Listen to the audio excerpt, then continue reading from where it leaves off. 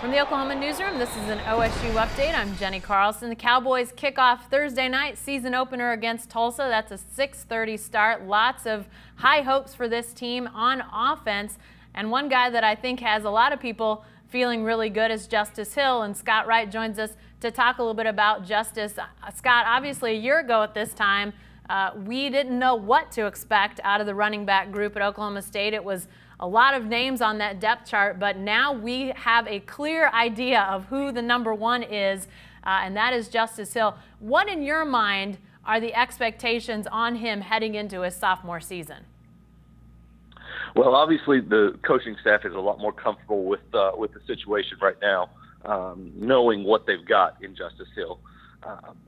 Mike Gundy basically said the other day, if we run the ball 25 times a game, he's probably getting at least 18 of them, and depending on situations, that could become a lot more.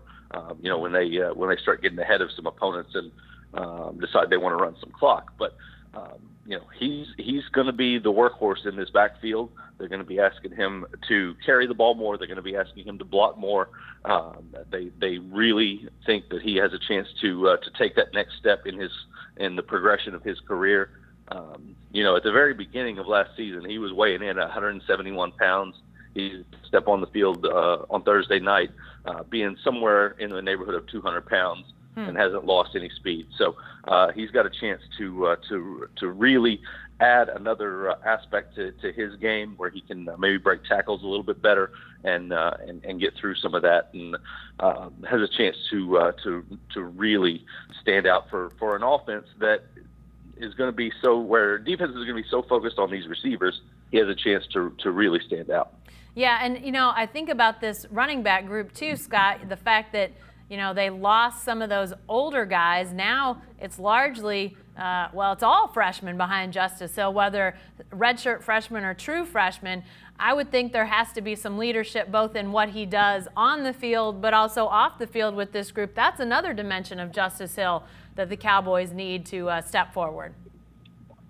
Yeah, exactly. And he has been a guy who has really stepped forward. He's not a real vocal guy, but he's a guy that leads by example, and a guy that these younger guys want to follow. It's funny to talk about true sophomore being the old guy in the group, but he essentially is. He's obviously the most experienced too, because the other four guys haven't even taken a snap in a college game. So, but he's a guy who leads by example, who is the right kind of character guy that you want to be out in front of that group and showing them how to go through practice, how to go through their school day, whatever it might be. So.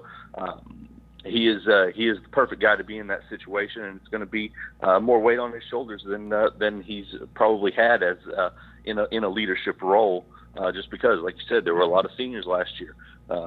Even Jeff Carr had been around, and he was the veteran in that group, but he has transferred now and he's gone. So now a lot of that leadership responsibility with these young guys falls to Justice, and from all accounts, he is more than prepared to handle it.